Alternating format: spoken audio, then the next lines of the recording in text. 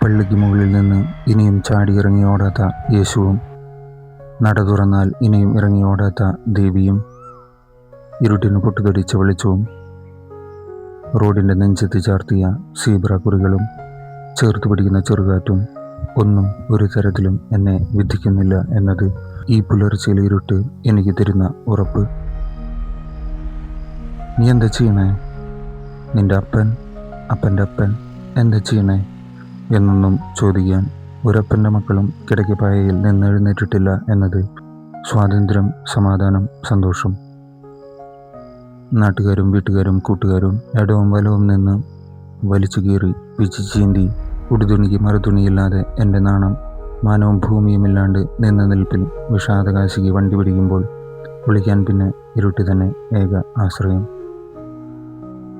ഇരുട്ടിൽ സ്വന്തം നിഴൽ പോലും ഒപ്പം കാണില്ല എന്നത് ഒരു യാഥാർത്ഥ്യമായിരിക്കുകയും ഇനി ഒരു തെരു വെളിച്ചത്തോട്ടെങ്ങാനും അറിയാതെ ഇറങ്ങിയാൽ നാണക്കേടും അയിത്തവും പേടിച്ച് തല ഉയർത്തി നിൽക്കാൻ പറ്റാതെ സ്വന്തം നിഴൽ തന്നെ എന്നെ ഭരണിപ്പാട്ട് പഠിപ്പിക്കും എന്നത് മറ്റൊരു യാഥാർത്ഥ്യം.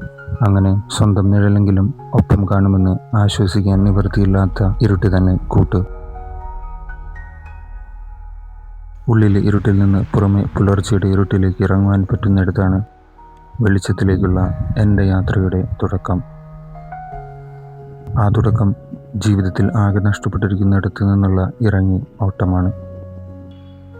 നഷ്ടപ്പെട്ടു നിൽക്കുന്നവരും ഉള്ളിൽ ഇരച്ചു കയറുന്ന ഇരുട്ടിൽ തുടങ്ങുന്നത് ഒടുക്കമില്ലാത്ത സ്വയം വിലയിരുത്തലുകളും താരതമ്യം ചെയ്യലും മാത്രം. അവിടെ പിന്നെ എൻ്റെ എല്ലാ സ്വയം ശപിക്കലിൻ്റെയും സ്വയം പഴിക്കലിൻ്റെയും സ്വയം വിധിക്കലിൻ്റെയും കൊണ്ടാട്ടമാണ്. അവസാനം സ്വയം വിലയില്ലായ്മയുടെയും ലജ്ജയുടെയും തുഞ്ചത്ത് ചെന്ന് നിന്ന് മുന്നോട്ടായി നിൽക്കാതെ നഷ്ടപ്പെട്ടിരിക്കുന്നിടത്ത് നിന്ന് പുറത്തോട്ട് ഇറങ്ങണം, പറ്റുമ്പോൾ പറ്റുന്ന പോലെ. കാരണം പ്രതീക്ഷയുടെ കാത്തിരിപ്പിലല്ല, നിരാശയിലെ നിസ്സഹായതയിലെ നെട്ടോട്ടത്തിലെവിടെയോ വെച്ച് ഓടിക്കയറുന്ന വഴികളിലെവിടെയോ വെച്ചായിരിക്കണം ഒരു വഴി തെളിഞ്ഞു വരുന്നത്.